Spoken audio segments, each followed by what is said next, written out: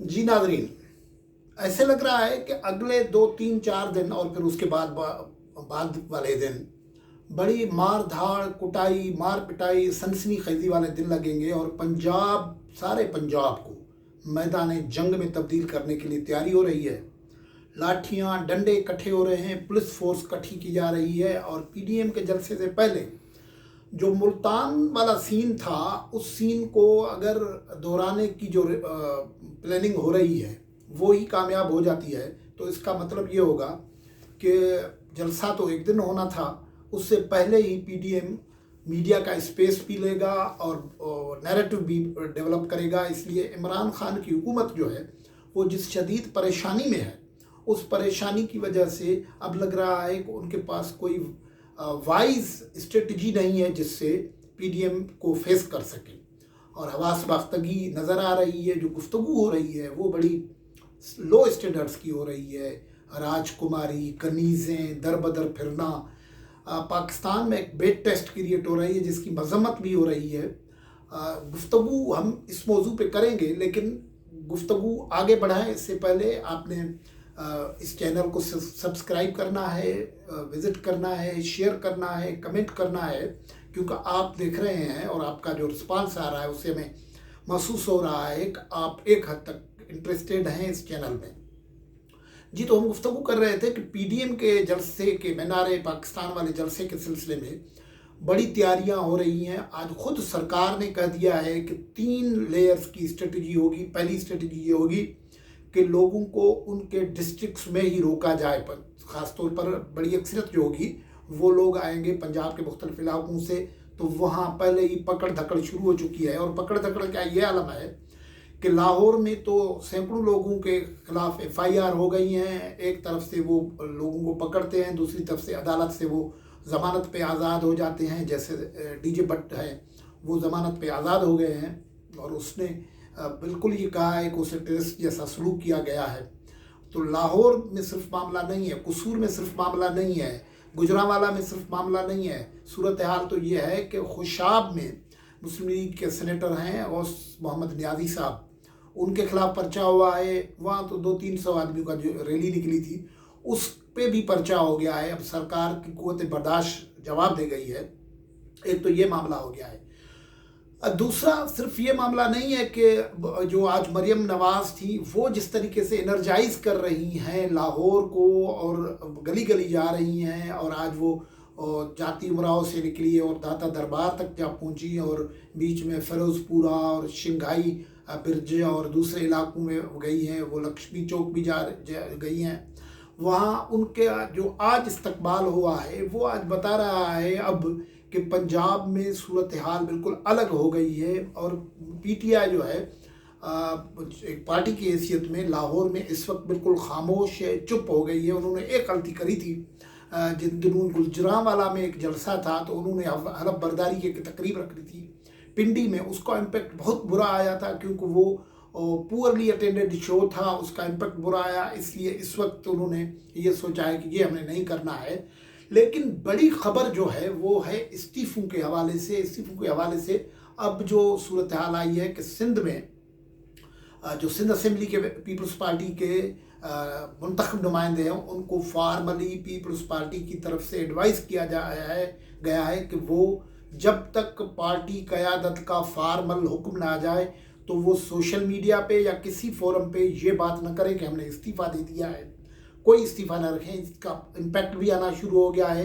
अगर रफ़ीउल्लाह ने एक इस्तीफ़ा दिया था, हमने जो देखा था सिंध में मलीर वाले इलाके से जो एमएनए हैं पीपल्स पार्टी के, उसके बाद किसी का इस्तीफ़ा नहीं आया है सिंध में पीपल्स पार्टी के किसी एमपी या किसी एमएनए का।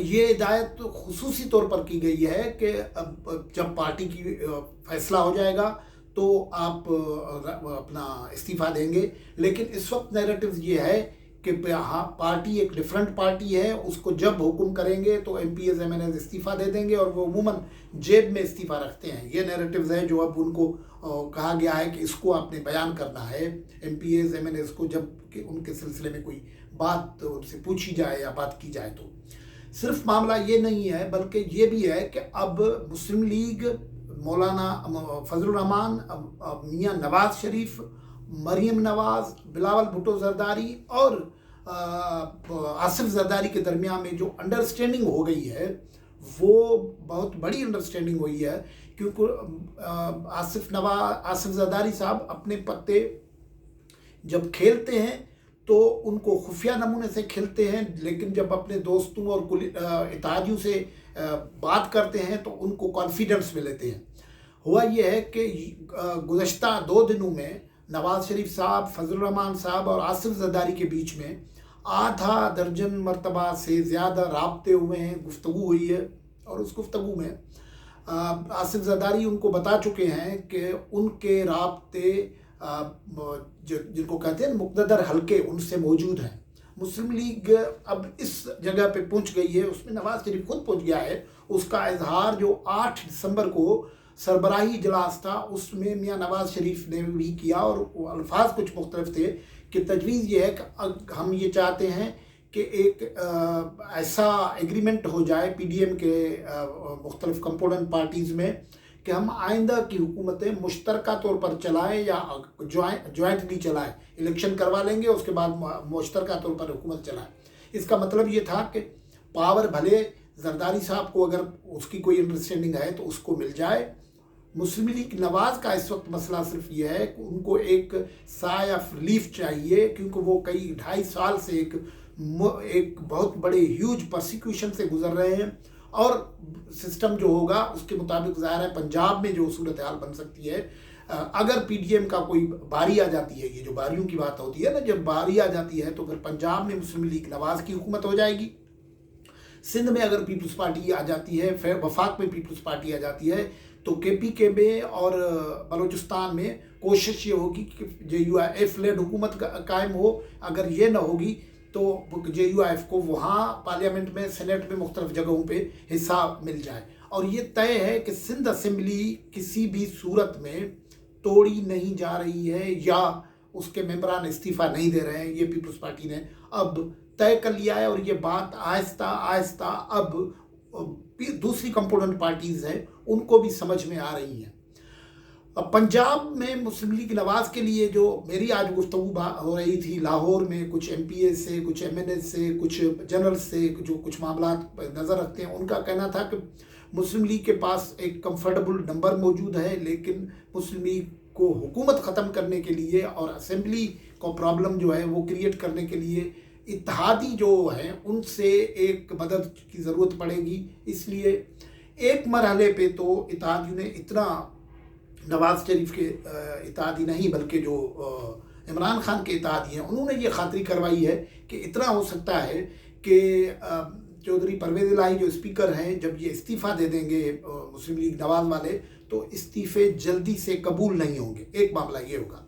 और फिर ये दूसरा मामला होगा कि बाद में जितनी तोड़फोड़ होगी और जितने राब्ते, बैकडोर चैनल्स के जो राब्ते होंगे, उन राब्तों के नतीजे में अगर सूरत हाल बनती है तो फिर इत्तेहादी निकल आ जाएंगे, इमरान खान को छोड़ के आ जाएंगे, और इससे सूरत हाल ये होगी कि मसाइल तो पैदा होंगे, लेकिन वो जो एक कॉन्स्टिट्यूशनल नुक्ता उठ गया है, एक लीगल नुक्ता उठ गया है कि अगर असेंबलीज में मेंबरों की अक्सरियत इस्तीफ़ा भी दे देती है, अक्सरियत नहीं, बड़ी तादाद इस्तीफ़ा देती है, अक्सरियत देगी तो फिर दूसरी सूरत हाल होगी, लेकिन बड़ी तादाद अगर इस्तीफ़ा देती है तो भी जो कॉलेज है, इलेक्टोरल कॉलेज है सेनेट के इलेक्शंस का, वो ख़त्म नहीं होगा। उससे ख़तरा ये पैदा हो गया है कि ये अगर उस तरीके से वो दोबारा इलेक्शन करवाए गए तो PTI का सेनेट पे भी मामला मजबूत हो जाएगा, और उसके बाद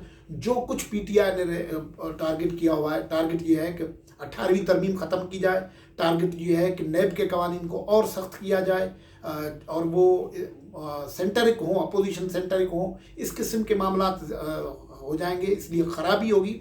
आज इस्तीफ़ों वाले मामले पे खुद जो मरीम नवाज़ साहबा थी वो भी ये जलसे में खड़े होकर कह रही थी, और रैली में खड़े होकर कह रही थी कि फार्मली हमने अभी इस्तीफ़ा का नहीं कहा है, इस्तीफ़े के ढेर लग गए हैं, मैंने कहा नहीं है, उसके बावजूद हमने इस्तीफ़ा का नहीं कहा है, और MPs MNAs को, लेजिस्लेटर्स को इंतज़ार करना है पार्टी पॉलिसी का। ये बड़ी डेवलपमेंट थी। और जो बिलावल भुट्टो जरदारी ने कहा था کہ سینٹرل ایگزیکٹو کمیٹی میں یہ معاملہ جائے گا. سینٹرل ایگزیکٹو کمیٹی کا اجلاس کب سمن ہوگا؟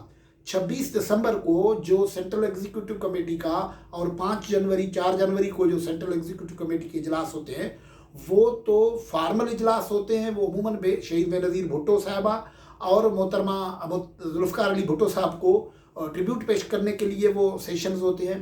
تو اس سے پہلے کوئی سی کا اجلاس ہوگا یا جس میں یہ استعفوں والا معاملہ ڈسکس ہوگا، کیونکہ وہاں لیگل مائنڈز ہیں، بہت سارے لیگل مائنڈز ہیں. رضا ربانی صاحب ابھی خاموش ہیں لیکن وہ بھی لیگلی یہ جانتے ہیں، کنسٹیٹیوشنل ایکسپرٹس جو ہیں یہ جانتے ہیں کہ کنسٹیٹیوشنلی تو سینیٹ کے الیکشن ڈسٹرب نہیں ہوں گے. اور جس مقصد کے لیے یہ سارا پی ڈی ایم اور سارا شور ہے کہ سینیٹ میں پی ٹی آئی کی اکثریت کو روکا جائے، اگر وہ حاصل نہیں ہوتا تو پھر کیسے اس استعفے دینے کا فائدہ کیا ہے؟